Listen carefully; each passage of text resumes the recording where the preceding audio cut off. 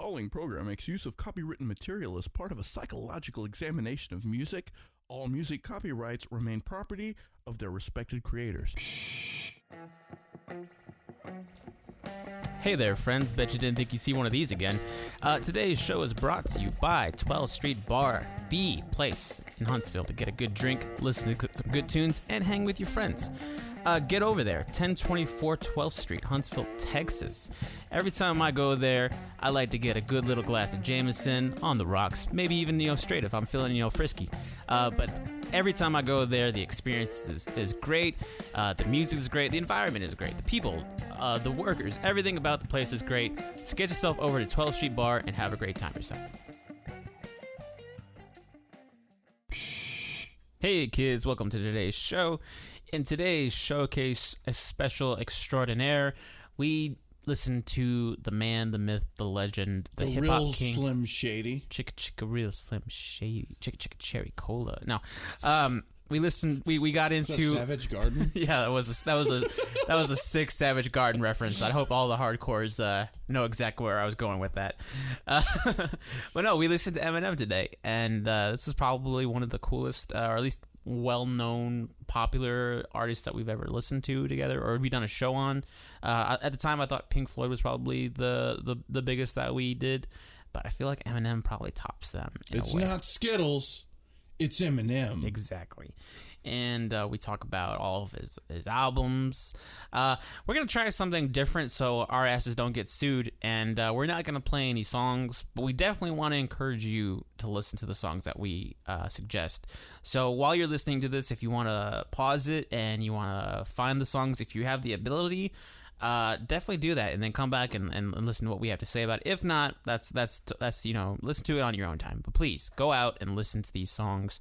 Great songs. Oh yeah, there's some great songs that we talk about on today's show, and also we had a very special guest. We had my brother Chris Cantu as our very first ever call-in guest, which was really fun.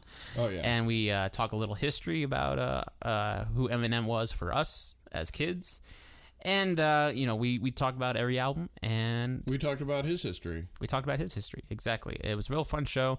And then, surprisingly enough, I'm not going to give away the ending, but Johnny goes on, like, this long-ass, like, very impressive rant. Not even a rant. Just this fucking little... You were impressed? I was impressed, man. I didn't want to say anything. That's why I don't say anything. I'd like the last, right 40 minutes of the show because it was all you. But we're talking about Eminem here. Yeah, we were talking about Eminem, so it makes perfect sense that the honkiest of honkies gives the most impressive little spiel of approval. This is not a good time to say white power, is it? It's probably not. Don't say that. Okay. Don't say that ever. Okay. I'm just kidding. Anyways, man, on that note, sir, take us in. All right. Welcome to the Conversationalists. Let's talk music.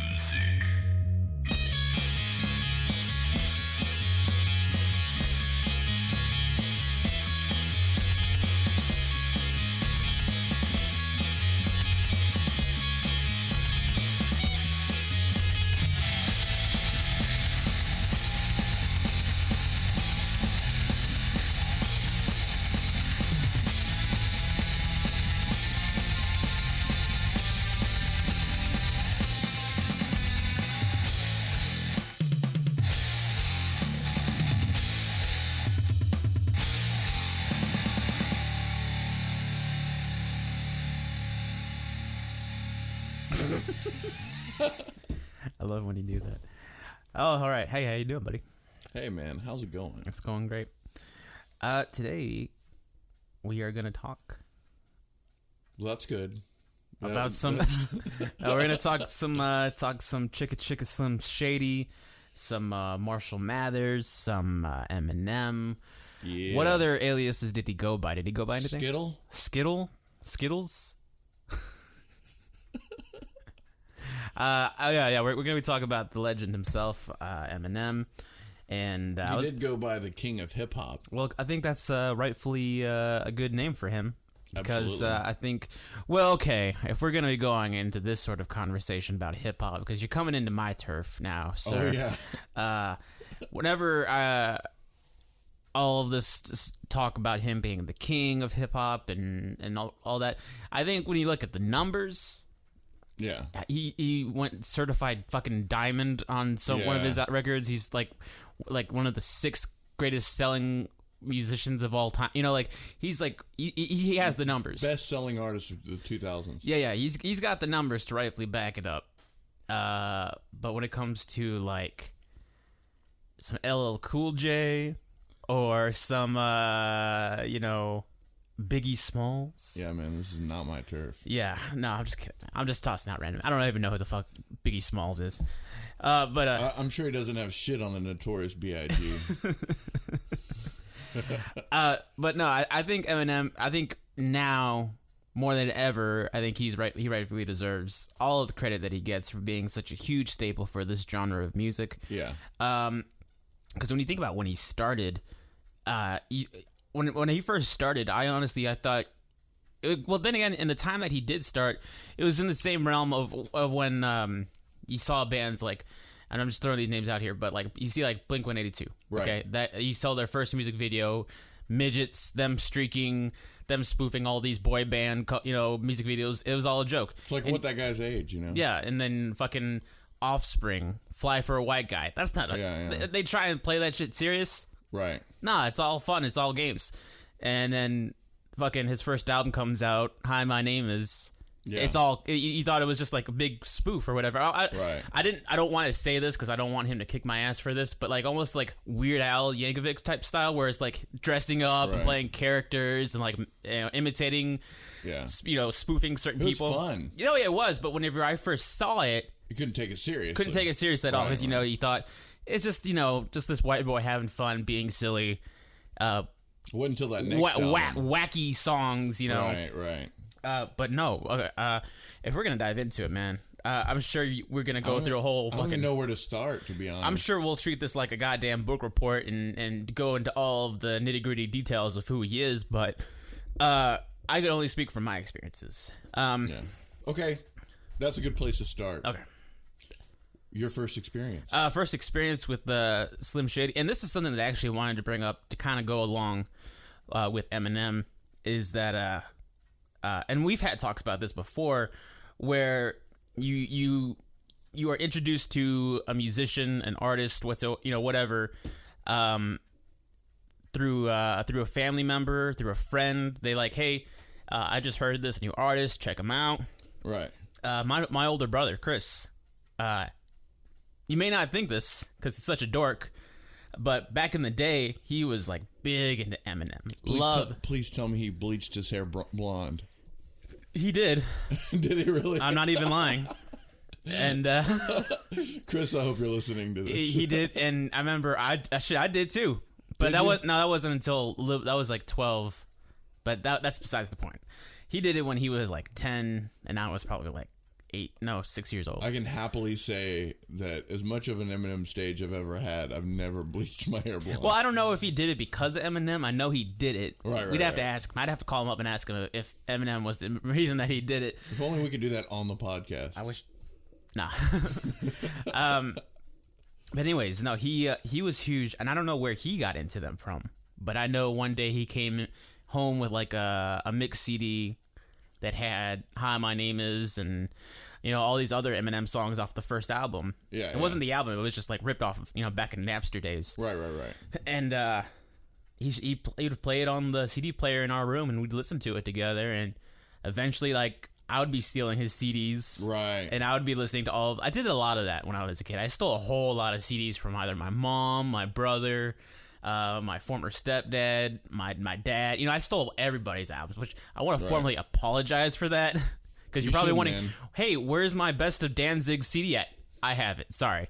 I had my sister's Jackal CD, and that kind of fucked me for life. Right. But no, we've talked about it before. How your sister introduced you to certain bands, right. Charlie. My brother, he introduced me to a lot of the bands that my fucking Chris introduced me to Slipknot. I would have never known Slipknot existed if it wasn't for my brother. You know what I'm saying? He did dress like a goth kid, though. Yeah.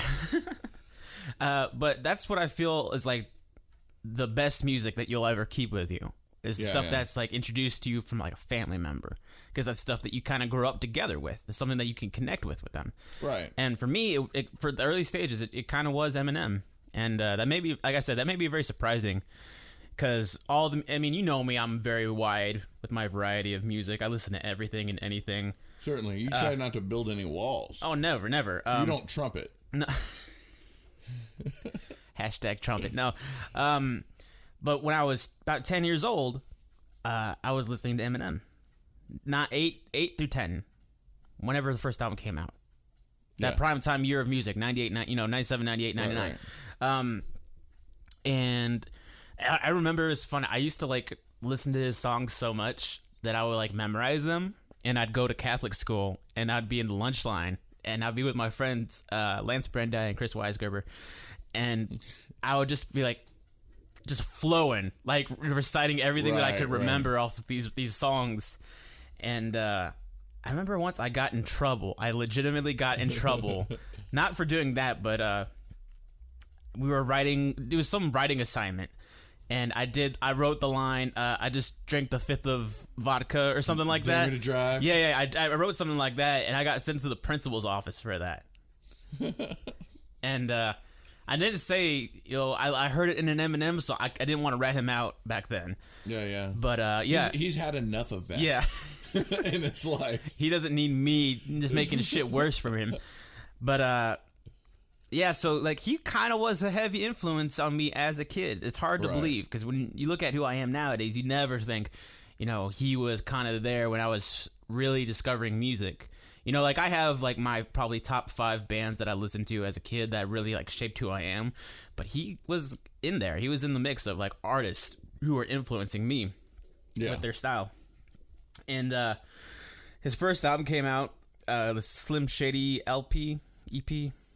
The first big one. Yeah, I know he came out with one before that. We'll go into all that shit. Right. I know you want to go into a goddamn book report over this guy, but his first big real album came out. His grown-up album. Yeah. And me and my brother, we listened to the whole thing together, and I remember thinking, it's not all fun and games. Right. There was a lot of songs on there that really like surprised me, even back then.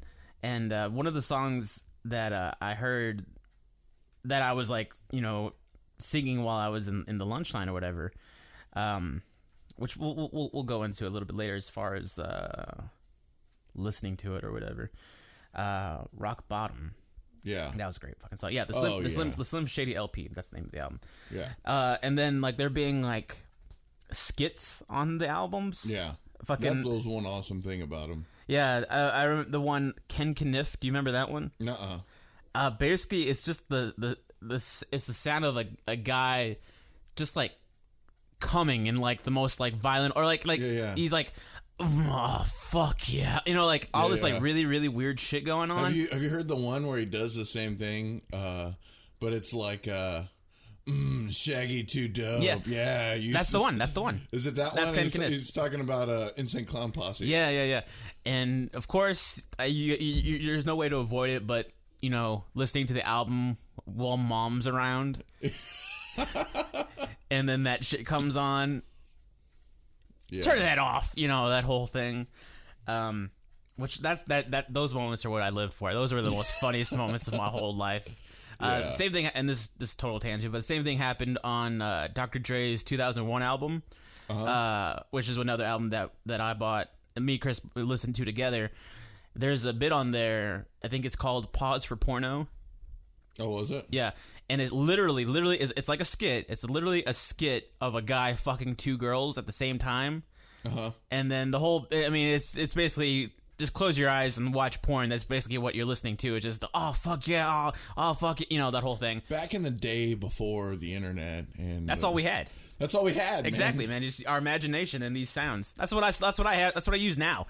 Way too much information. Anyways, so I remember we were listening to the album in the car with mom and my former stepdad, and then that song comes on, You listen, pretty much mom, stepdad, and the 2 kids in the back. Oh, fuck yeah. Oh, fuck. You know, all this. See, it's kind of like an opposing thing. Like whenever you're a kid or whatever and your parents are watching a grown-up movie, right? Yeah. And then they'll let you watch it with them, but they'll block like your eyes or whatever. This is like the same thing, except the teenager skipping the track, the extra track, so their parents don't hear it. Yeah.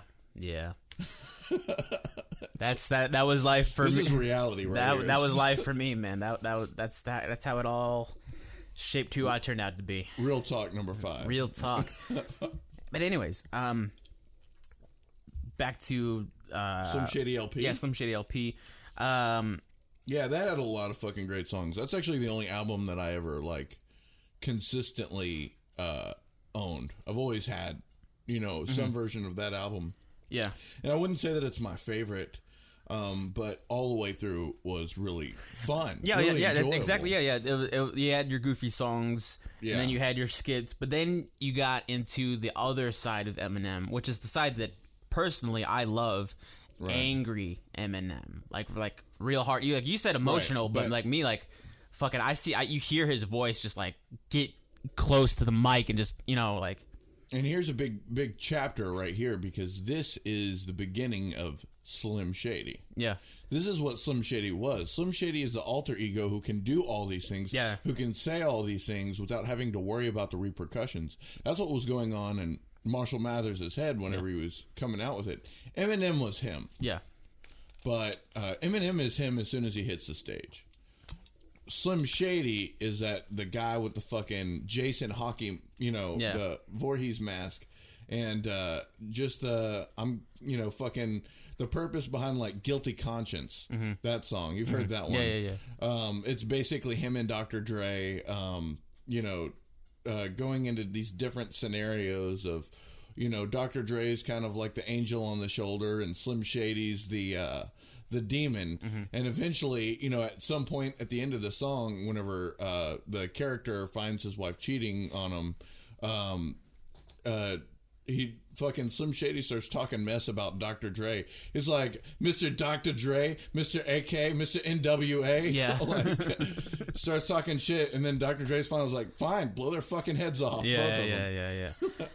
No, I really like. I mean, obviously, Dr. Dre was he discovered him.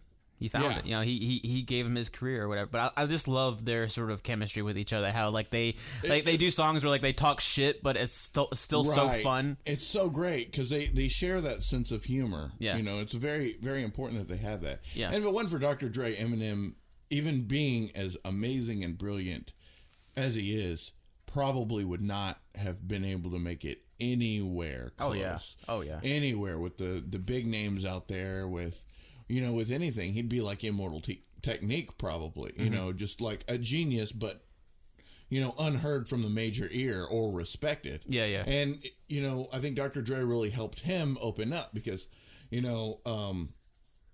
whenever Eminem first started, it was he was very big on technical rap. Yeah. And also, back in the day, he had rap battles and stuff like that. So it was really good at also talking shit. Oh, yeah. On the spot, freestyle, hate speech, and then like Dr. Dre, I feel like helped him bring out that with the goofiness. Yeah.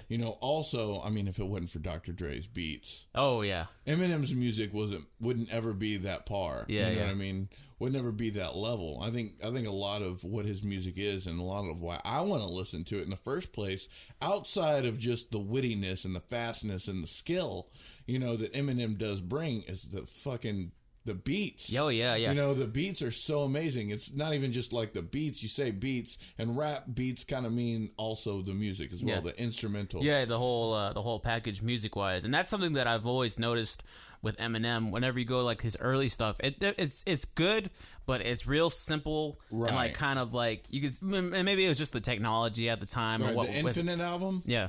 Yeah, the Infinite album, the first actual real album he ever did, like that didn't have that Dr. Dre skill. It was really good. I've listened to a little bit of it. Yeah.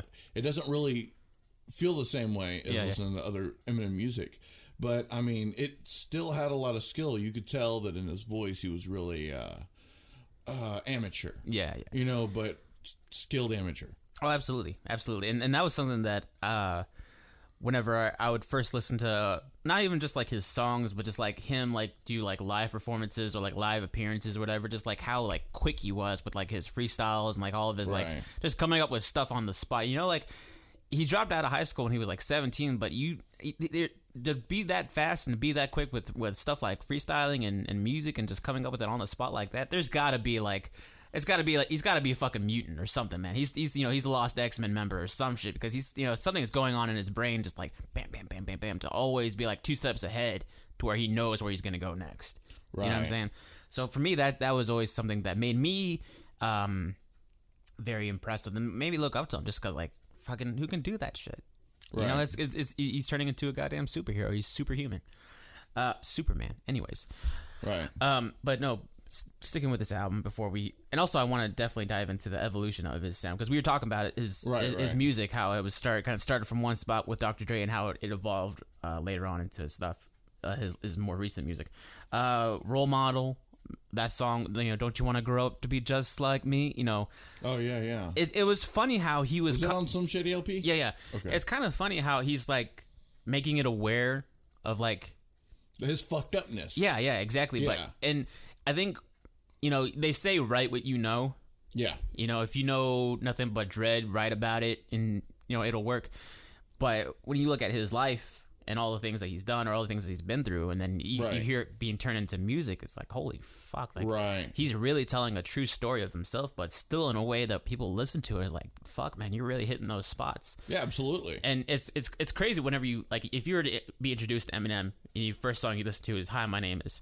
And even there's still some kind of, like, light jabs at him, at himself in that song. Oh, certainly. Nothing compared to fucking Role Model or Rock Bottom or like these other songs where he's just talking about all this fucked up stuff that's happened to him in his life. It's like, wait, am I listening to the same guy? Yeah. So to me, that to have that dynamic, I think, is what makes him. I think the fact that he's got that self-deprecating attitude, you know, also brings out the realness that he's not, a god. He's not, like, flawless. Yeah, he is a human being that's dealt with some shit, and if it wasn't for dealing with that shit, he wouldn't be who he is today. Yeah. He really had to work to get where he's at, and he's really had to have a fire under his ass to get him where he's at. Yeah. And what he does. Go ahead. I was just gonna say we've done showcases before with artists who have gone through like troubling times, like the Korn episode, Jonathan Davis. That's all we did a whole fucking hour segment on that fucking guy. Right. I don't know. There's just something about like troubled dudes, you know. Right. Whether it be as someone as, you know, things that happened with Jonathan Davis, with, you know, obviously all the, you know, funny stuff that was going on with him, or Eminem with, you know, his dad. You know, it's always like something about parents. I feel like kind of has that huge impact on musicians. It's what makes a difference in between a serial killer too. Yeah. Yeah. No, well, I think it's funny. Is like a lot of the times whenever you see an artist, whether it be an actor, a musician, any art form, you see, like, I see interviews on these people, and one of the first, you know, questions that they're asked is like, what was life growing up? What was life like growing up as a kid? And then they'd say, oh, well, you know, my parents divorced really early. And, you know, you kind of feel like that has like a little tiny, you know, role as far as like what leads them into going the ways that they do. And obviously, you know, he had a little rough patch with his parents. Yeah. From what I understand, his dad left and he tried writing to him when he was a baby. And Eminem, the thing about Eminem is you really don't need to listen to this episode to know who he is, just because he doesn't have too many innuendos. He goes straight back to the point, and if you just listen to his album, you know his past. Oh yeah, you know it's easy to find out that, you know, his mother was obviously a pill popper, you know, and fucked up on drugs. There are certain other things though, like his father's name was Marshall Bruce Mathers, and he met his Eminem's mother, Deborah Ray Nelson, when she was 14, and they had a band together called the Daddy Warbucks. Mm-hmm. And Deborah, or Debbie, almost died whenever she was 17, giving birth to Marshall. It was like Mathers. 70 some hours worth of labor or some shit like that. Yeah, 70 something. Yeah, it was. Yeah, well, I think it was a fucking long time. Fucking labor. Yeah. It's crazy. Yeah. And even with that, you kind of feel like if Eminem was told this information, like he could find a way to like turn that into I'm not even supposed to be here, or like you know, some shit like that. Yeah, and resentment on both ends, you know, because there's the, you know, sometimes mothers have that depression postpartum, you know, after they give birth, they have this depression, and it's a weird thing, man. I don't understand it myself. Women be crazy, man. But his dad left. I don't know why exactly. I know that apparently Eminem wrote letters to him whenever he was younger, and he got it back, returned to sender. Yeah. That I imagine that was probably heartbreaking. And so he bailed, you know, and totally fucking shitty for anybody to do, you know, no matter what your situation. If you're that kind of person and you listen to this show, go fuck yourself. Anyways. Yeah, please. He grew up. He was born in Missouri, St. Joseph, Missouri. He grew up, I believe, in Detroit. Was whenever he was in a neighborhood. He was like the only white guy. Everybody else was black, and there was a lot of like reverse racism, you know. And he just struggled. You know, he was kind of a loner, but he struggled. Reverse racism. Well, it's racism. Okay, you confused me when you said that. I was like, if a black guy is racist to a white guy, how is that? It's racist. Is reverse racism? Is reverse racism a form of racism because, you know, I saw black people aren't capable of being racist because they're oppressed so many times? I saw it in the documentary, and it just kind of stuck in my head that way. So he got his ass beat all the time. Yeah, and he once got in a fight with this guy. Well, he got bullied by a guy named D'Angelo Bailey, who whooped his ass so bad that he had a brain aneurysm when it happened, and he was in a coma for like 6 days. Fuck. And that is the birth of the song Brain Damage. He actually talks about the situation when he was growing up, and his take on it is actually kind of funny. Yeah. You know what I mean? But they thought he was going to die. Yeah. They didn't know he was going to live, and he just got his ass beat all the time. Eventually, he moved back to where he was from, Missouri, and was able to be close to, again, his uncle, Ronnie Polkinghorne, who was his age. It was his mother's stepbrother, and our half-brother, his mother's half-brother, Ronnie. And since they were the same age, they were getting into the same thing. Ronnie showed Eminem hip-hop. Yeah. So he learned about all kinds of things about rapping, hip-hop, all, you know, Ice-T, shit like that, from Ronnie. And they eventually started, you know, doing all kinds of things, break dancing, you know, rapping. He started learning how to rap. His uncle still has, his other uncle still has a whole bunch of fucking mixtapes and shit that they did whenever they were young. He said he's tried to give it to Eminem. He won't take him. Oh, yeah. Obviously for the sad reason that I'm sure you're about to bring up. Yeah. Ronnie committed suicide in 1991. And really fucked up Eminem pretty badly. Yeah, dude, I imagine something like that. It'd be like the same if you took your life for me, or vice versa. You know what I mean? Yeah. It's like, or just you know what I mean? Like that shit really, it makes sense why that shit. The uncle was like a brother to him, like you're a brother to me. I mean, it's it's enough to really shift some gears, you know. Yeah. But you know, you got things as depressing as his dad leaving and not connecting with him. And you've got things like the suicide of his uncle, you know, which was like a brother to him. And if you think about it, it's like he really probably wouldn't be where he's at now if he didn't have those troubles. That's like the craziest fucking thing to me. Because you wish like people could just live happy lives, you know, just being completely like, you know, avoid all these troubles that we go through and everything like that. I mean, I fucking stubbed my toe against the damn kitchen corner, you know, like that. Those troubles like that, that's one thing. But when like your mom's addicted to the pills, your dad abandoned you, your uncle kills himself, and all, you know, all this shit that's going on to you, like it's unfortunate that this stuff happens to you. But when it's like whenever you look back at fucking the movie Whiplash, and whenever they say, you know, all of this shit had to happen. If this musician or this artist didn't go through all these troubles, the world would be completely deprived of this art. Right. And that's just a crazy concept to me when it comes to art, man. Yeah. After all that crazy shit, he had a buddy named Proof. He was a rapper, and they would sneak into the Osborne High School, which they weren't going to. But they'd sneak into it, which was also, you know, all black, you know, sort of school, and go into the lunchroom for rap battles. Yeah.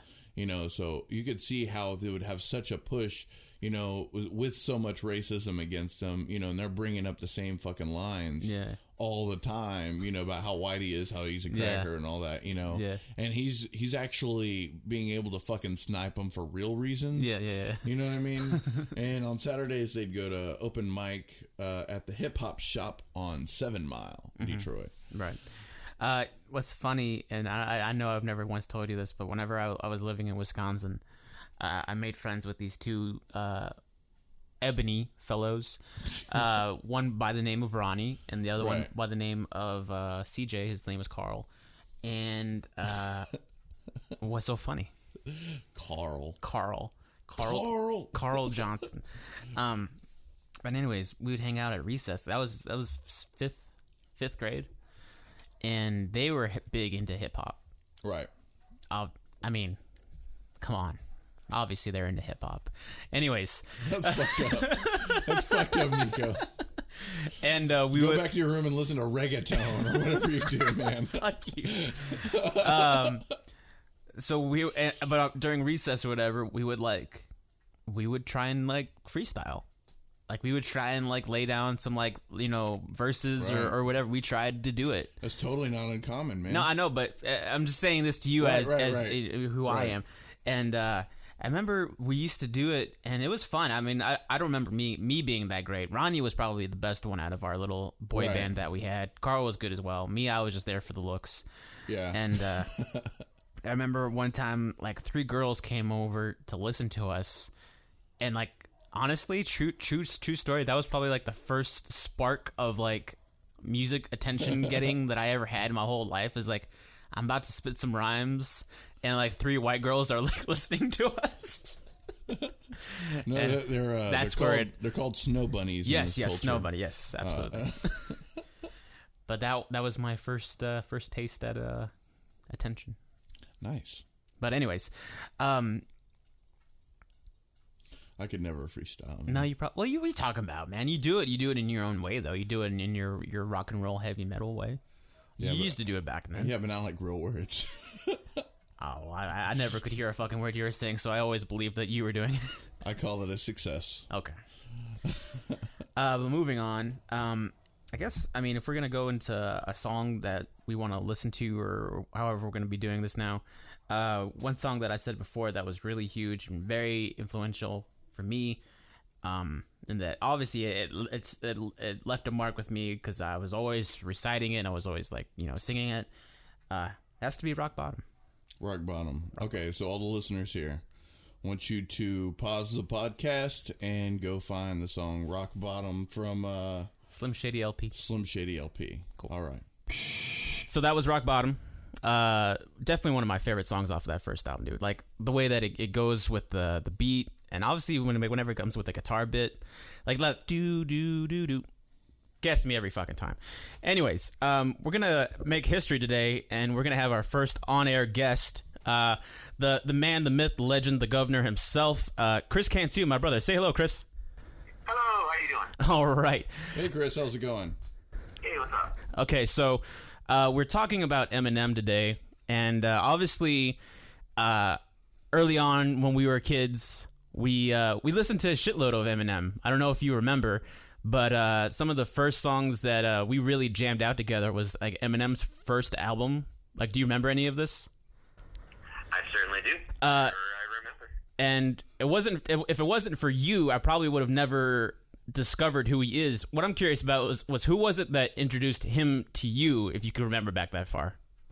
Ooh, well, that was back in the days of MTV, or at least that's when we watched MTV. Yeah. And this funny blonde-haired guy just got on, and he was such like a cartoon character, and his music videos were hilarious, and he just seemed like a funny rapper. Right. So I remember asking Mom, hey Mom, can I get this CD? It's kind of funny. She's like, sure.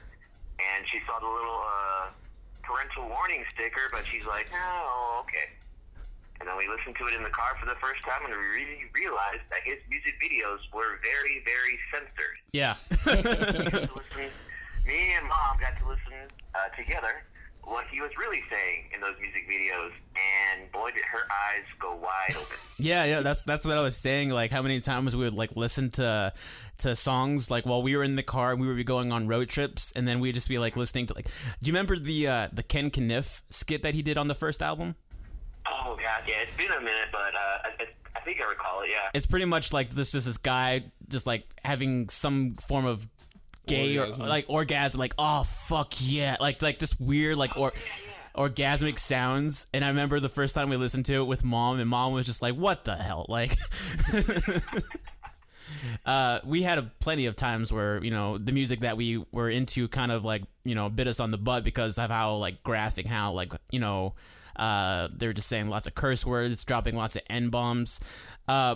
But what was funny is like, we were big into like that hip hop stuff back in the day, but specifically Eminem. Like he was, we got his first album and we listened to all of it together. And then the next album came out and we listened to it together. And then even when we moved to Wisconsin, his third album came out and we listened to it together. Was there something specific about Eminem that you really liked that, made you like stick with him for a few years? I'm glad you asked that because I was thinking about it. Like, what was the appeal of Eminem? And I think we kind of grew up with him, and he kind of grew up with us. Because thinking about it, so he started off like young, cartoony, a lot of dirty humor, a lot of potty mouth kind of stuff. And then he slowly started getting a little bit darker, but it wasn't depressing. It was angry, like an adolescent. And then later on, a few albums later, he got that group, was it D12? D12, yeah. So he got that group D12, and it was all about partying, drug use, not giving a fuck, more or less. And that was kind of like in that late teens, early 20s kind of a vibe, like the college years kind of vibe, where he threw caution to the wind. He kind of vanished for a while, I think. I kind of lost track of him. Yeah. And then recently, I got back into listening to him. His hair isn't blonde anymore. He's right. not goofy anymore. He doesn't have D12 around anymore, or maybe they're doing their own thing. But his stuff has a lot. It's music that it kind of has a little bit of a sad tone, but it's also inspiring, and it kind of has a theme of fighting back, of clawing your way back out from the bottom, from redeeming yourself, courage, fearlessness, all that kind of stuff. It kind of makes me think, like, after you've gone through hell, you keep going through hell so you can get out of it, and now you're trying to make something out of yourself. And that's kind of why I really liked Eminem. I guess he was just so relatable, like all throughout my life, my young adult, my young childhood, my teenage years, my college years, and now I'm 30 years old, trying to be a man in the day-to-day life. So I think that's why why I kept on listening to Eminem the most, is his relatability and just feel like we're kind of going on that journey of life together. Truly inspirational stuff, sir. Before I let you go, I definitely have one huge question that I want to ask you, and if this embarrasses you, I don't give a fuck. But back in the day, you dyed your hair bleach blonde, and I'm just curious, was Eminem the reason that you did that? No, it was not. I actually was telling the story recently to some coworkers. Mom and cousin Priscilla, I don't know, we were driving around somewhere, and they were whispering to each other, and they were looking at me, and they were whispering some more, and then they basically said to me, "We're gonna dye your head." and I was like, all right. And then I look more like what's his face from NSYNC than Eminem. To be honest. Oh, you look like. Oh yeah, you did kind of look like JT because you have curly hair. Right? Nick Carter, I maybe. a pack of ramen on my head there. Yeah.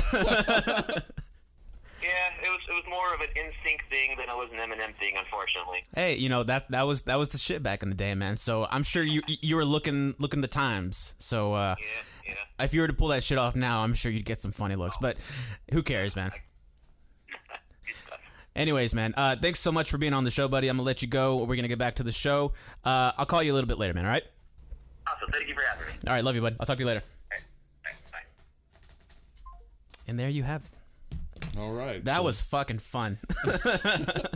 But yeah, that definitely backs up with what I was saying, man. Like how his music was such a huge part to my life. Yeah, absolutely. I'm glad that he definitely was like, yeah, man, that was cool. Yeah, man. He even mentioned the part about Dirty Dozen. Yeah. D12. D12. That was an album that I bought on my own time that I was like, Which one? Devil's Night? yeah, that was some good shit, dude. That was probably the first one I ever got. Yeah. Well, we'll go into that a little bit later because I think that something that happened with them kind of shaped Eminem later on in his life. Anyways, we can... Well, we've been talking about the Slim Shady LP, which was 99 and had Brain Damage. Just Don't Give a Fuck. Yeah. My Name Is, Guilty Conscience, and 97 Bonnie and Clyde. Do you remember that was a great one. Yeah. Oh, man. 97 Bonnie and Clyde, me and my daughter. That shit was good. Speaking of... his daughter, I think had a huge, the biggest influence. Right. Well, his first album, Infinite, most of it was about the struggle of raising a daughter. Yeah.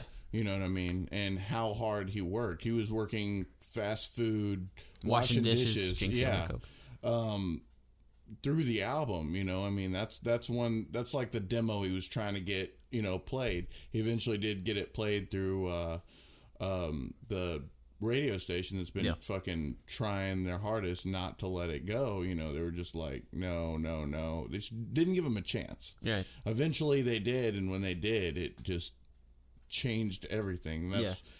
After that is whenever he created the Slim Shady and Slim Shady LP, and everything, and created that character. Yeah. But still, like, sticking with, like, his personal life with his kid and then his wife, the woman who became his wife. Right. Married twice. Yeah. There's some fucking tracks that he does about his wife that it almost feels like he was letting you in a little too much. Yeah. But in a way, when I look back at when I was first listening to it, I was like, those were some of, like, the rawest, realest, like, fucking songs I've ever heard in my life. You know how you met her? She was like homeless or something like that. Yeah. She moved in with his mother brought her in. Yeah. And that was like the worst mistake ever. Yeah. You would think from a kid's perspective that it's like fairy tale type shit. It's like, oh man, this really cute girl, she's living with me now, and he really fell in love with her, and it was a in and out, very chaotic relationship. Yeah. Forever, always been, breaking up, hooking up, breaking up, hooking up. They got married in 99, and they divorced in 2001. And then they got back together again. Well, yeah, but in that moment in between, she started, suing him on the songs that he did, that were very anti-her, talking shit about her. There's one in particular talking about killing her, and a lot of them, but that was what he would say. That's the Slim Shady that was wanting to kill her. That was his fantasy on the inside, but the real Marshall Mathers never put a hand on anybody as much as he talks about choking a bitch, what I mean?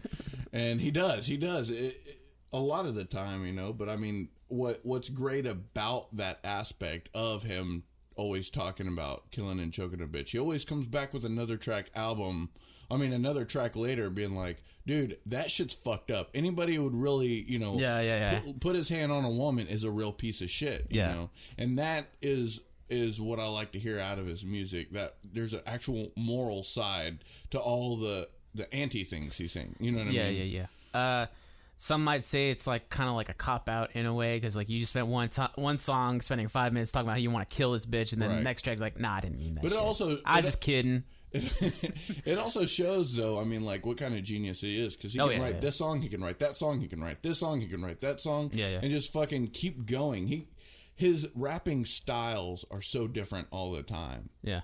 You know, like, we did the showcase with the Rob Zombie, and I did, like, the fake Rob Zombie, in the track, what he would do. Rob Zombie's pretty easy to fucking target what his style is. Yeah. Eminem, you couldn't do that because one song is like, come square dance with me. You know what I mean? And the next one, is different completely. Every track is a different rapping style altogether. Yeah. A different way to put the words together. A different, it's just insane how skilled this one person is. Yeah, and it's funny that you say that because while listening to a lot of his songs, I definitely like listening to them back to back to back to back. I kind of was beginning to notice like almost repetition things, like as far as like beats and like certain things that he would be like good doing whatever. And part of me was thinking like at one time I thought, his songs kind of have like a similar feel to them, but then like in re-listening to what he's doing vocally and then like all like the little dynamics that he adds to it, like he really does his own thing. Yeah. Like to each song. And I was thinking about that same thing with Dr. Dre beats in his music. Yeah. I was like, yeah, you can obviously fucking tell this is Dr. Dre doing the beat just because of like that fake, horns and stuff that in the background, just like the style he uses. But still, every single one is different. Yeah. If you really analyze what's going on in the dynamic of the music, like it is all different and it is all obviously Dre, which is a fucking genius way to do things. That's how you want things done. You want people to be able to recognize it and be like, hey, that's a fucking Nico Cantu tune. You know what I mean? But at the same time, it's not like, it's just same fucking power chords. Right. You know what I mean? That's what's really genius about that kind of music and how Dr. Dre pushes it. And again, how lyrically, and of course the dynamic of how the lyrics are coming out, with Eminem as well. I always, and this is probably, tracking off what we were talking about, I always like whenever like you listen to his songs and he's like says stuff, but then you hear like the little voice in the back. Oh yeah, those are the best. Yeah, those moments always make me feel like the devil and the angel stuff, like where like you have like that little side subconscious like voice talking to you or whatever. That that also is what kind of accentuates like the comedy of his music as well. And I found it very evident in both Slim Shady LP and Marshall Mathers LP. Yeah, let's get into Marshall Mathers LP because to me that was a big one. All right, well, we'll go ahead and start it off with my story of the first time I've ever listened. Yeah, I kind of went on a whole like 2 hours on my first. The whole time I was just like, okay, you're going. I'm gonna chime in here. Wasn't able to do it. Yeah, I'm sorry about that. But the first song I ever listened to was the real Slim Shady. Yeah, and the beat is phenomenal. The way that the music is on par to me with Gangster's Paradise, of how amazing the vibe is, and how real just the instrumental alone is powerful. You know what I mean? But of course, Real Slim Shady, the first time I heard that was at Splashtown. Oh, really? Yeah, it was like a family event. Me and my cousins and my sisters and parents or whatever. It was a family thing, with my grandmother. And I just remember the first time I heard it, they played it on repeat in those little picnic area, and I really dug it. I was getting everything from it. I was enjoying the pop culture reference and almost every riff, every verse. You know? He does it later in Without Me. Yeah. You know what I mean? It's just a lot of his tracks are now. They're what's going on now. And what we've discussed before, it's dated. Yeah. You can tell what time in life in pop culture when he's making Monica Lewinsky references is like, holy shit. What decade was that? And I was like, I'm sit next to Carson Daly and Fred Durst. Yeah. Christina Aguilera, giving me head, and it was like, Christina hasn't been big since like fucking 2000. 2000, holy fuck, that was 16 years ago, Yeah. Well, this album was it was 2000. Yeah. Marshall Mathers. Yeah. It was That was, honestly, if I have to say, it's probably my favorite album due to the amount of good tracks on it. Yeah, a lot of great songs on there. Like you're saying, Real Slim Shady, The Way I Am, Kim, like I was saying a few seconds ago, that was the fucking one where he's just diving into what this, isn't that, okay, I could be mistaken. Kim might be on a different one. No, that's on Marshall Mathers LP. Is it? Yeah. Oh, it would be, yeah. It's where like so wrong, bitch, you did me so wrong. Yeah. I don't want to go. And you hear her screaming in the background and shit. Living in this world without you. Like, yeah. Right. And that was the song that he got sued from Kim. Yeah, that was fucking... because he's talking about killing her. Oh, yeah. Was it... and like, he even goes into, like, where you hear, like, the sound of him, like... tying her up and putting a bag over his head and like throwing her in the trunk or whatever. Like they add all those little sounds into it. It's like, holy shit, did he really just do that? You get a real vibe. Yeah, definitely not anything corny or, I mean, sure, some of his stuff seems like they're acted out, like the skits and like some of the stuff he does like his later albums where it sounds like he's acting. But that one, you heard him, it's like, I remember being a kid, it's like, holy fuck, did he really just kill that bitch? Like, yeah. Yeah, it's pretty heavy, and eventually, especially if you actually listen to music, if you actually listen to the album, there's another track, that comes in and is kind of like, this isn't real. This is just what's, in my head. This is the Slim Shady. This is not Eminem. And one song that really puts it into perspective the best way it possibly can. Mm-hmm.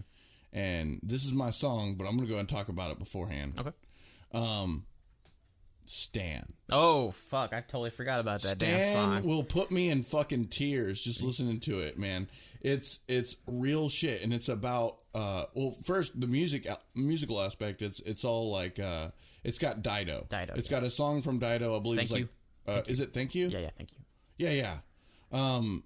And that song on its own is actually pretty good. Really beautiful. Yeah. Dido's got a very, very beautiful voice. But it's the sad part of the song that he samples. Yeah. For this one. And honestly, as soon as the bass hits is whenever like my emotional strings are going, you know what I mean? Yeah. It's like dun dun dun dun dun dun dun. Yeah. It's fucking because it's with the rest of the music and you hear the thunder crashing in the background and shit like that. Yeah.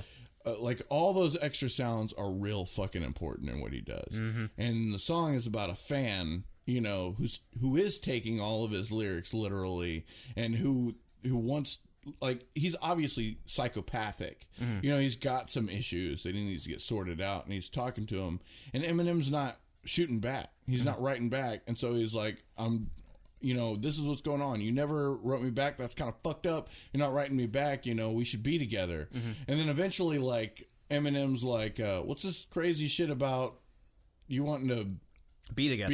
Yeah. That's the kind of shit that makes me not want to meet each other. You know what I mean? And, the spoiler is, the dude kills himself, and Eminem is able to, like, that's the kind of crazy shit that, like, happened. Oh, shit, that was you. Yeah. The craziest part about that, and we'll dive into the song, I just want to dive into something really quick, but to me is we've all been Stan. Yeah.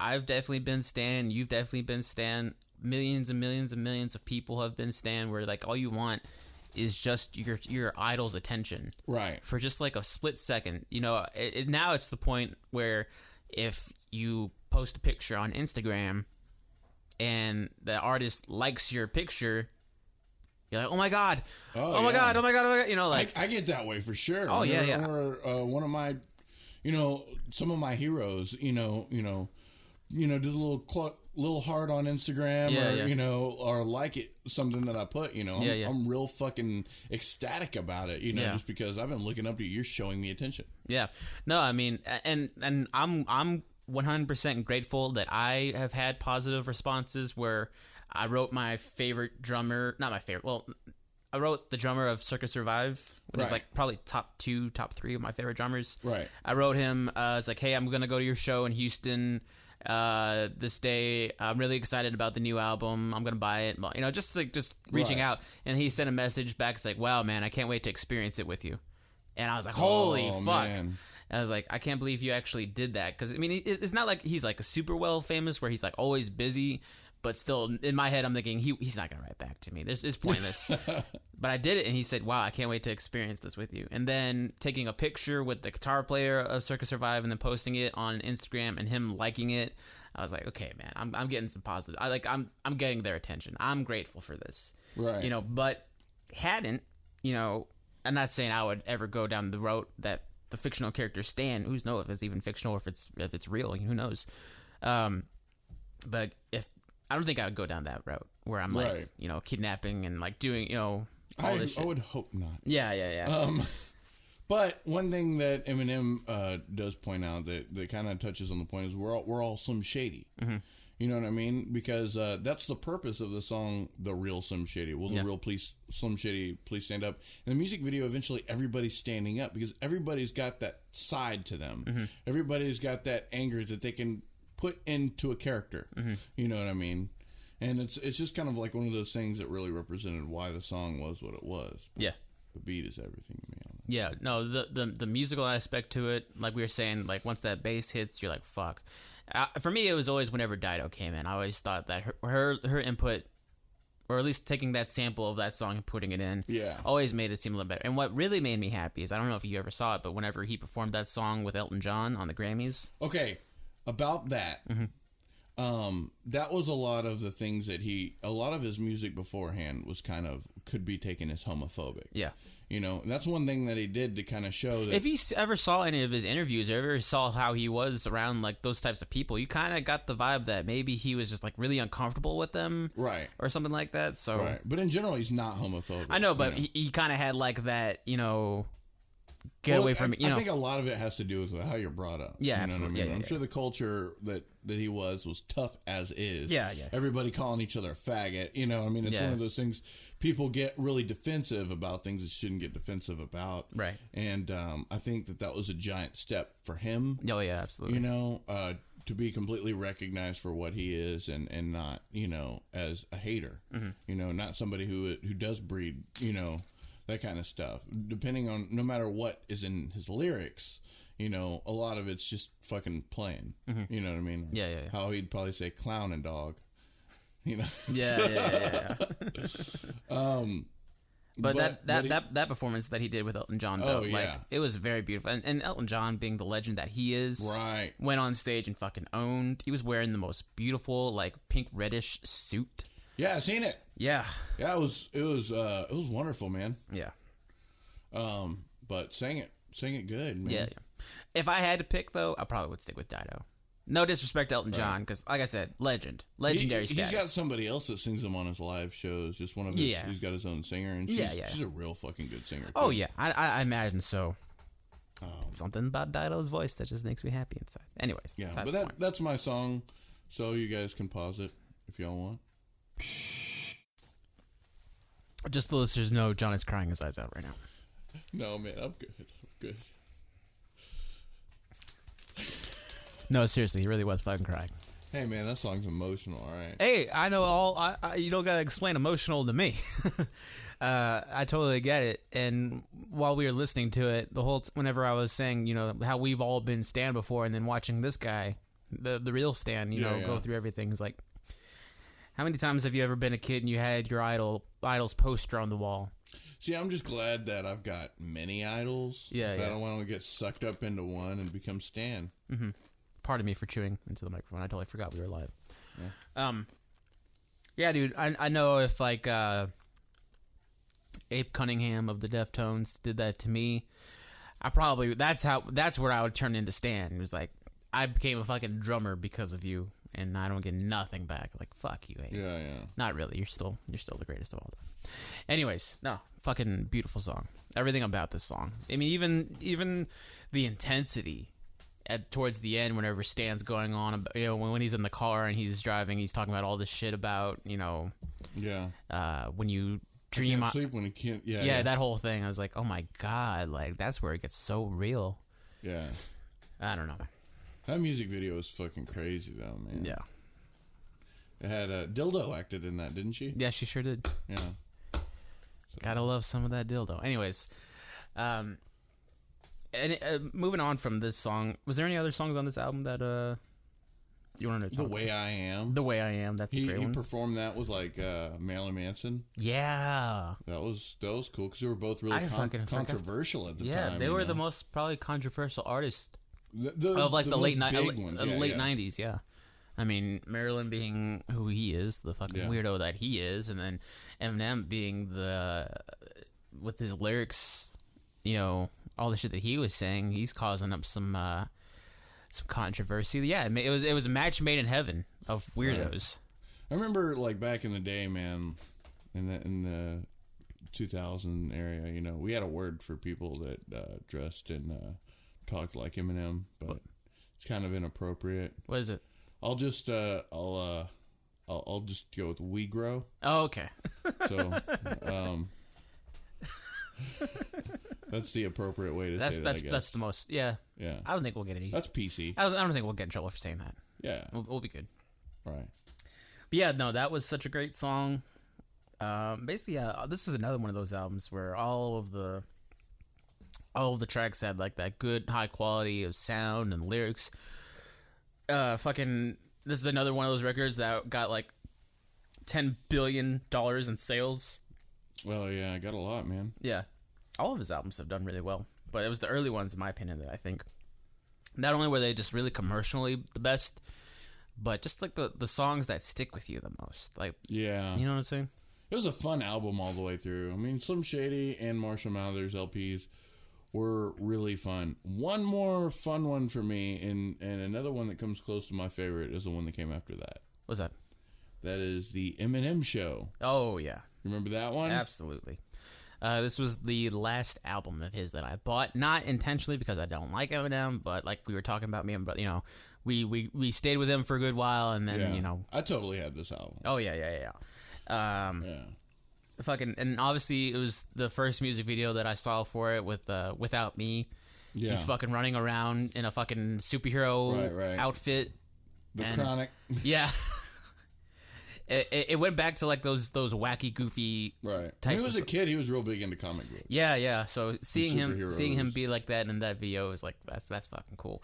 But it reminded me of it reminded me why I liked him in the first place with like Hi, My Name Is, like just spoofy, goofy. Right. But still, he's Without Me it was like Hi, My Name Is. Yeah, but he's still kind of saying, you know, it'd be so different without me. Right. You know, he's still saying something, but he's saying it. He's using his creativity to. Yeah. Well, whenever he was doing that, he was talking specifically about Slim Shady. Yeah. You know, without Slim Shady. You know. See, that's where it gets into like that really weird part of art that I truly love, like the other, like the archetype. Well, not. I mean, it's like what I always thought about Animal and how like he was always like the main reason for like what brought the best out of the drums for like our songs. Same thing, man. You know, like, but knowing like that's kind of Slim Shady is that to him, like what who Animal is to me is like. What is Slim Shady like? To Brian Werner. What does Slim Shady think about?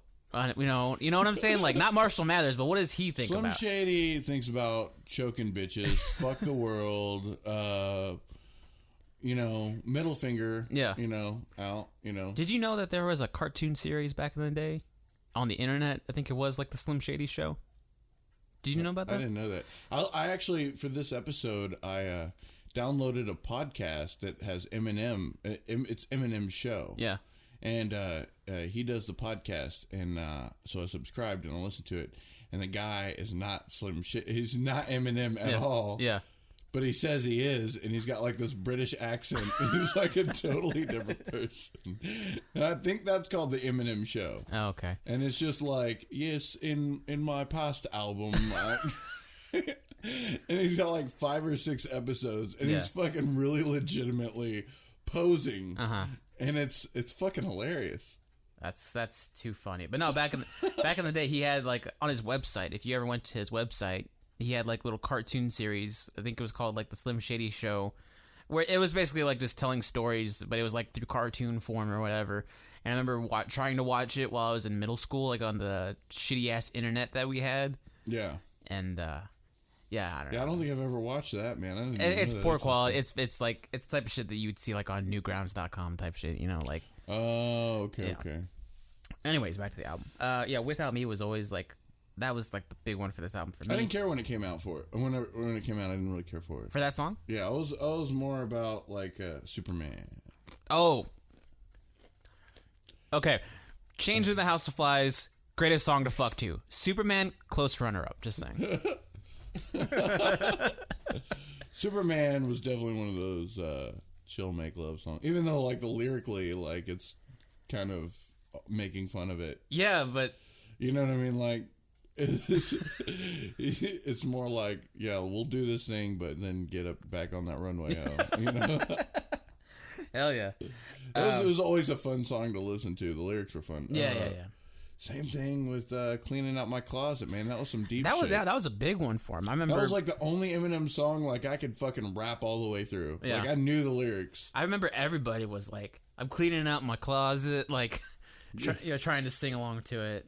I know, man. I had like the lyrics. I want to see how far I could go. Yeah. You want to see how far? All right. I got some skeletons in my closet, and I don't know if no one knows it. So before they throw me inside my coffin and close it, I'm going to dispose it. I'll take you back to 73. Before I ever had a multi-platinum selling CD, I was a baby. Maybe I was just a couple of months. My faggot father must have had his panties up in a bunch, but he split. I wonder if he even kissed me goodbye.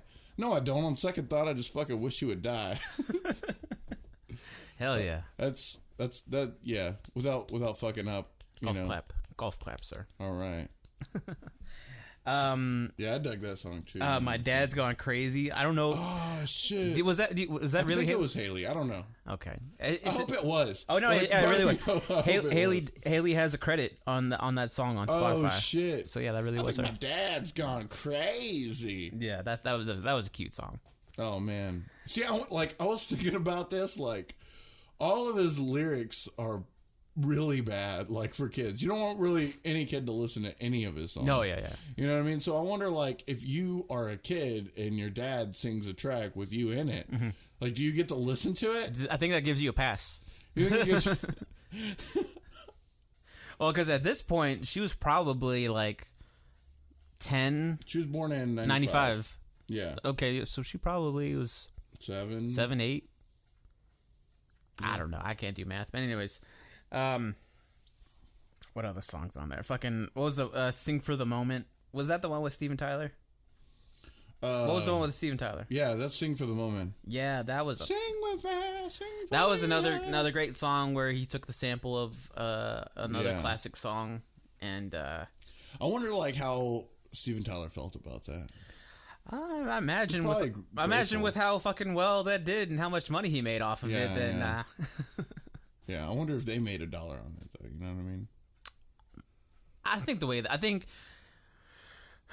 because if he didn't, then obviously we would have heard about Steven Tyler, suing Eminem for $12 million. Unless it was like because Steven Tyler got money. Yeah. So you if they're buddies, you know what I mean. But the way and I don't know how it works nowadays, but from my knowledge is if you use somebody else's track, you had to get the permission to use it. Right. And the original artist had to get some form of residuals off of it. Okay. For every play, every dollar. For every dollar you make, they get like 50 cents. So much statistics to keep up with, man. Yeah. 50 cents? I'm just saying, I think that's some form of when it comes to residuals. The more the money that you make, they get a piece of it as well because you're using their piece of the pie, yeah.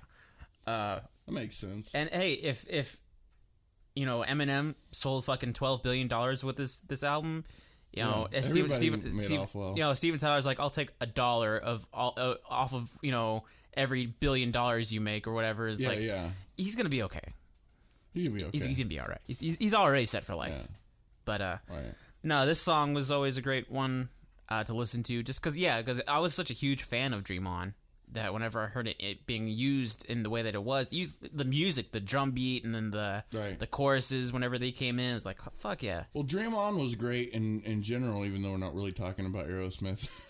It was great in general because, like, you could tell from the Aerosmith change of sound. Yeah. You know, it was from the beginning kind of sound where there really wasn't so much character. Yeah. And then at the end of it, he's spilling that new character, which is what he eventually became in Aerosmith, you know? Yeah.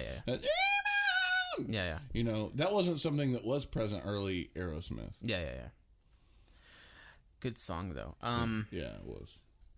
Soldier, I think, was a really great song. I'm a soldier. Yeah. That one had like that kind of dark vibe to it. Yeah. That was like, that's my favorite stuff of Eminem. Whenever he gets that dark, you know. No friend to Bush. Yeah. What other songs were there on this one? I don't know. For me, those were the songs that really did it. It was a good album all the way through, though. I just remember jamming the album. Yeah. You know, not having to click next on the track all the time. You just let it go. And would you put this up there as one of those albums that you could listen to all the way through? It depends on the mood. Okay. It depends on the mood. I would say Slim Shady and Marshall Mathers more so. Okay. Yeah. I agree with you on that. For me, probably more Marshall Mathers, just because Marshall Mathers was real good. Yeah. But Slim Shady I just grew up on more so. Yeah. But later on, now we're on to his third album, and something I wanted to talk... Fourth album. Excuse me, sir. We're on to his later stuff in his career, and I wanted to talk about the evolution of the music in his songs. Still, you know, it still has, like, you know, those beats that you hear, but I think once... And I could be wrong with this one, totally, but once Sing for the Moment came on, and you had, like, that rock kind of vibe to it, the more... guitars, actual real drums instead of samples, you know, like these real the real instruments instead of, you know, digital stuff.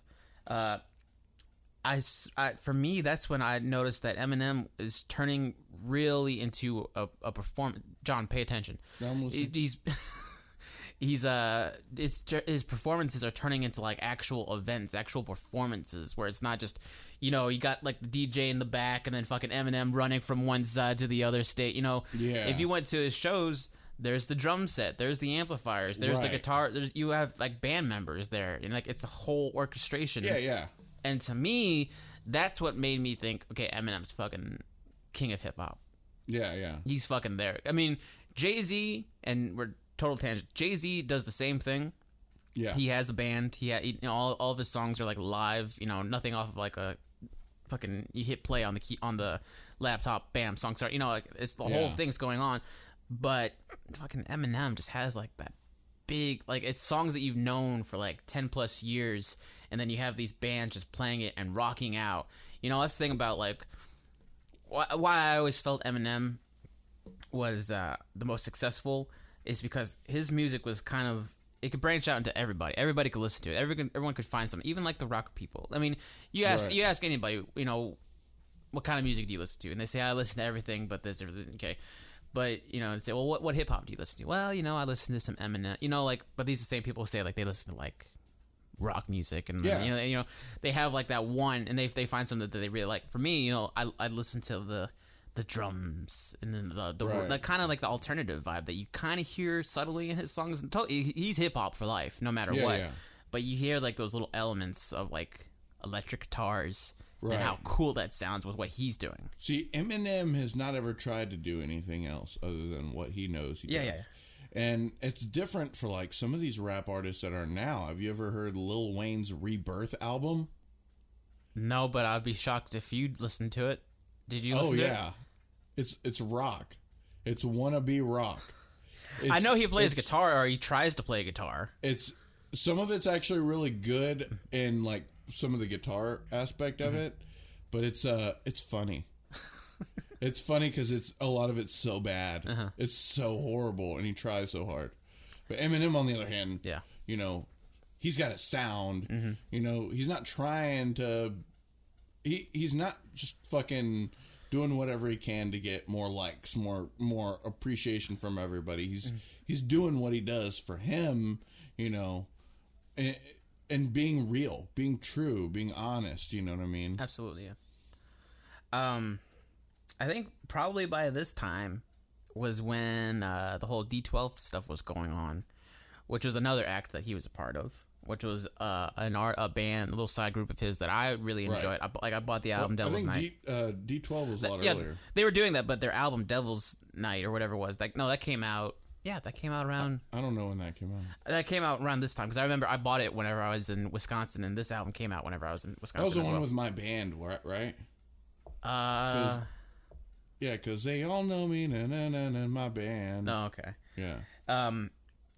There was great songs on, but his presence was definitely felt on that album, and Purple Pills was always the fun track. You know, that's what made it feel like it was Eminem's band because they had like that horn section, kind of that bounciness. Was that D12? Yeah, that was Purple Pills. Yeah, that was D12s. I've been on Mushy Mountain. Yeah. Yeah. When nothing compares to these blue and yellow purple pills. Yeah. That's a track where he's talking about how like his girlfriend ate the whole bag of mushrooms. Yeah. And like she's tripping out and she's talking to a house plant, you know. That shit was great. Yeah. But reason I bring them up and why I kind of feel after this album he kind of like went off for a little bit was when Proof, his old friend. Yeah. Whenever he was shot, he was part of D12. Right. And actually in the movie 8 Mile, which we haven't even talked about yet. Right. The guy with the dreadlocks in 8 Mile. That was Proof? That's supposed to be Proof. Oh, wow. Yeah. So he gets shot, unfortunately, in a scuffle at a pool hall. And I think I mean, you already know about his fucking troubled past with you know, losing everybody. He lost his childhood friend. I imagine that being incredibly difficult to come back from for a good while. I bet it was. Yeah. Because I know that was just another thing that added to Ronnie, and eventually the uncle that had those tapes, he committed suicide as well. Yeah. Tough to be this guy, man, losing everybody. Losing everybody, just getting tougher. Yeah. But then after Eminem's show, he came out with Encore. Yeah. Which this is the time period where I got out of Eminem, so I wasn't really following up. Oh yeah, after Eminem's show, I was done for a while. Yeah. But what's funny is even though I wasn't like hardcore into him, you still you'd hear songs. Yeah. You'd still hear the single, or you'd hear all about it. You know. Right. Either be on a music video or you just hear somebody else use it for something else. Right. You were still aware that he was still going. The songs that I liked on this album, I didn't hear until like a year or two ago. Yeah. And that would be, my favorite one was Rain Man. Mm-hmm. Rain Man was funny. Okay. As hell. And Mockingbird. Yeah, that was a good one. That's probably all I really enjoyed. I know there were other songs like Toy Soldier. Yeah, Toy Soldiers. I think Toy Soldiers. It feels to me like that song was about Proof. Was it? I think that's just my interpretation from listening to the lyrics and all this stuff. That's just me. I think Just Lose It was about like Michael Jackson. Really? I think that's whenever he was alive too, and so he was talking shit about, you know, the really terrible things that Michael Jackson was alleged. About Michael Jackson licking little kids' assholes? Yeah. Okay. And so, that's the side you never see about Michael. He's still the king of pop, even if he's licking kids' assholes. I think Michael Jackson probably, he either talked about how fucked up that was to Eminem, yeah, or on a show, or he sued him. I'm not sure. One or the other. Eminem's been sued. So many damn times. By his mom, by Kim, by fucking... people trying to censor music? Yeah. I'm surprised fucking Bush didn't get a hand in there. He did. Did he? Yeah. What did he do?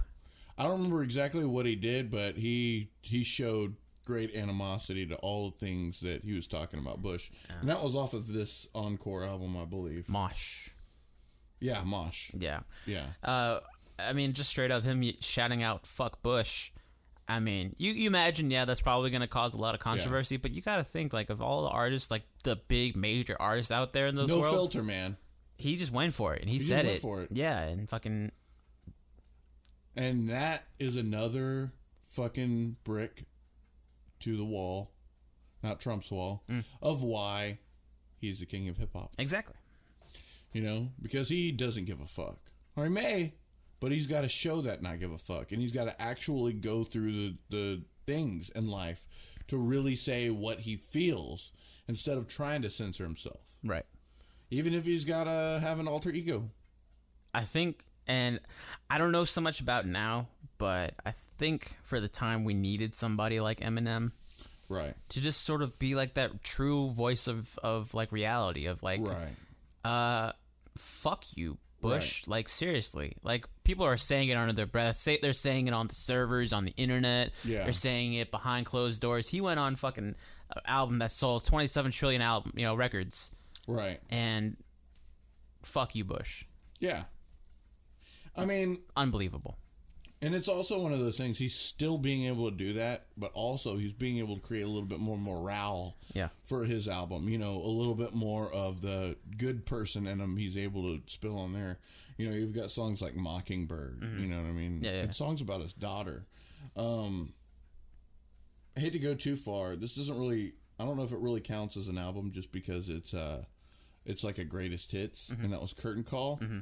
By the way, I don't mean to interrupt you real quick, but if you look at his albums, the Eminem Show, Encore, and then Curtain Call, how it's this whole kind of like a show. It's like a show, a performance. Right. You know? I don't know, for some reason, I just like how that is. I was thinking about like the whole Rob Zombie thing earlier with like how Rob Zombie was all about the show. He was like, we'll do good on the record, but we're going to put all of our attention on our shows. Yeah. Eminem actually makes his albums the fucking show. Yeah. That's why he's got the skits. That's why he's got, different things. That's why he's got the background voices. Yeah. He makes it something you can literally turn the lights off, listen to, and your mind be completely lit the whole time. Totally. You know, completely entertained, you know, because it is a show. All of his albums are just so filled with different skits, different concepts, even if you consider the song a skit. Yeah. You know what I mean? Just different parts to a big whole piece. Just good, clean, wholesome entertainment, man. Good, clean, entertainment. But Curtain Call was the greatest hits out of all of his big songs. I'm surprised that he actually did a greatest hits thing because since he's still going. Right. You know what I mean? Like he did like 4 albums after this one or some shit. So. Dude, but you got like a Perfect Circle doing a greatest hits after 3 albums. Yeah. One was actually a concept album. That doesn't count. Yeah. But on Curtain Call, there was a song that I can't find on any other album, so it may just be specific for that. And it was a song I heard. I thought I could not fucking find it whenever I heard it over Pandora, and that's When I'm Gone. Yeah. And that song hit me like a fucking ton of bricks on the emotional spectrum. Why?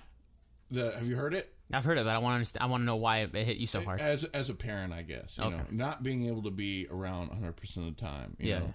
And he's got like these rants that are so real. Like he's like for like a good minute, he's talking about like how she's like, but I've got this coin. It says #1 dad. I got this coin for you. This coin. He's like, yeah, but I want the coin. And she's like, yeah, but you need to take the coin. And he's like, yeah, I gotta get the coin. And it's just like for a full minute, it doesn't make a lot of sense. But to him, it fucking does. Like that comes from a real moment. Yeah, like, had to have. Yeah. Or bad writing. Or I doubt that the latter. We're talking about Eminem. Yeah, man, king of hip hop. So this is probably legit. You know, I got this #1 dad coin. Yeah. You know, I could see how that could hit you so hard. That makes perfect sense. I think mostly because I don't have a lot of coins. Yeah. And that is why it affects me. You got to get some coins, man. I got to get some coins. After that, what did he do after that? He did Relapse after that? He did Relapse because he actually relapsed, I believe. He got back into drugs. That is sad to hear. Yeah. He went to rehab. But I don't know any of the fucking tracks on Relapse. Did you not listen to it? I've listened to it before. But nothing that sticks out like his previous ones. Nothing sticks out. Yeah, and that's kind of what I want to get into with him, where it doesn't hit the spots that you remember that made you like him in the first place. But I think it's because he's doing something completely brand new. Right. That's creating a whole new generation of fans. And this is the stuff that they love so much, like what Hi, My Name Is and all these songs did for us. Because I saw him perform. I want to say he was at ACL one year. Pretty sure he was. Yeah. And he was doing all of his whole set was like straight straight act, like nothing goofy, nothing, a real performance, a real show. And then in the middle of it, he goes into Without Me.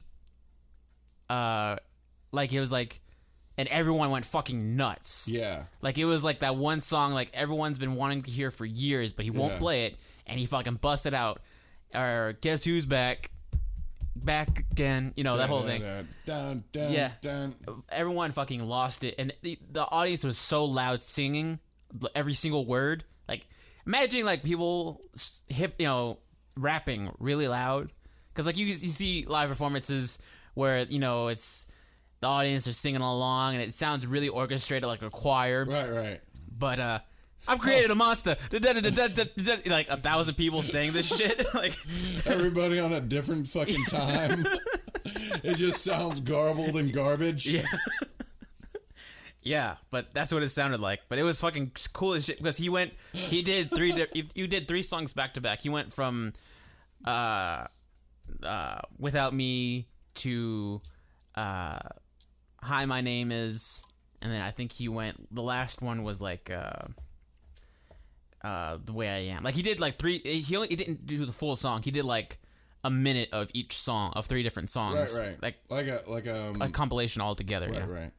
And I don't know. Like I think nowadays he has his fan base. He just sold. He sold fucking 80 quintillion albums. Fucking the past 3 albums that he did. Recent albums that he's done. So he's still got an audience no matter what. I just think he's matured. And he's doing his thing now. Well, just like we've got how Eminem show, Encore, and Curtain Call were all in the same field. There was another album that came after Relapse, which was Recovery. Yes. And so it was just kind of like those were tied together. Recovery. That was a big one for him, I think, because I think that kind of put him back on the map. I think that put him back into pop culture now. Yeah. Like with Not Afraid and Love the Way You Lie. That was a pretty big song. Love the Way You Lie. But that had who Rihanna was singing? That was Rihanna. Yeah, Rihanna singing with him. I'm not a huge Rihanna fan, and I try my best to keep up with music nowadays, and I know who she is, and I know the songs that she does, so I'm not a huge fan, but what she added to the song, I think, was very tasteful. I thought it was great. I've only really heard her on the Lil Wayne Rock album, and that was a good song. Okay. And she could sing, because it was like no, I know she could sing. Singing. I know she could sing, yeah. But it was like 90s alternative yeah. style that she was singing for that. Yeah. I'm aware that she's a very gifted artist, and I try my best to keep up with what she does, but it's really hit or miss with me with some of those songs. Where, whatever that shit is. That's her? Yeah. A little bit of respect. She should get a duck bill.